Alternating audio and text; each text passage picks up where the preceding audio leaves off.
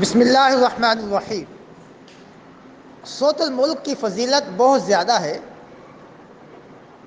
نبی مکرم صلی اللہ علیہ وسلم کا فرمانی علی شان ہے کہ جو بندہ مومن رات سونے سے پہلے صوت الملک کی باقاعدگی سے تلاوت کرتا ہے، صوت الملک اس کی شفاعت کرے گی، اس کی شفاعت کرے گی۔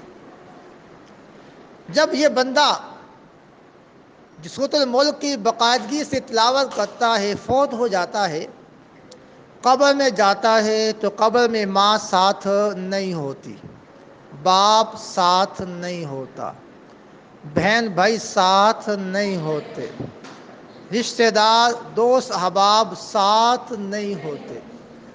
وہاں صوت ملک آ جاتی ہے، جہاں کوئی نہیں آتا صوت ملک وہاں آ جاتی ہے،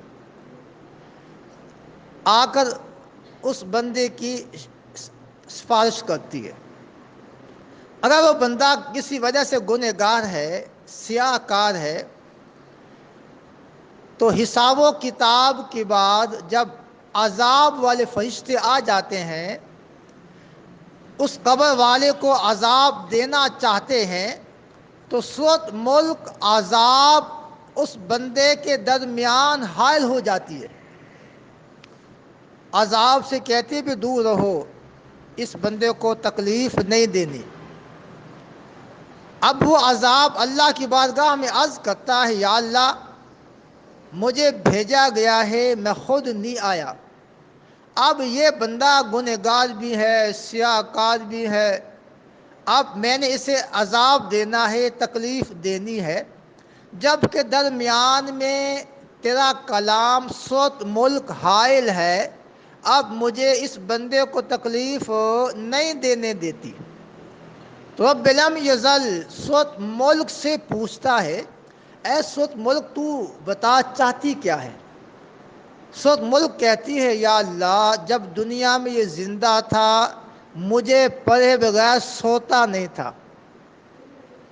جب تک مجھے تلاوت نہیں کر لیتا تھا یہ سوتا نہیں تھا، آرام نہیں کرتا تھا، تو میری سفارش یہ ہے کہ یا اللہ اسے معاف کر دے، اسے معاف کر دے۔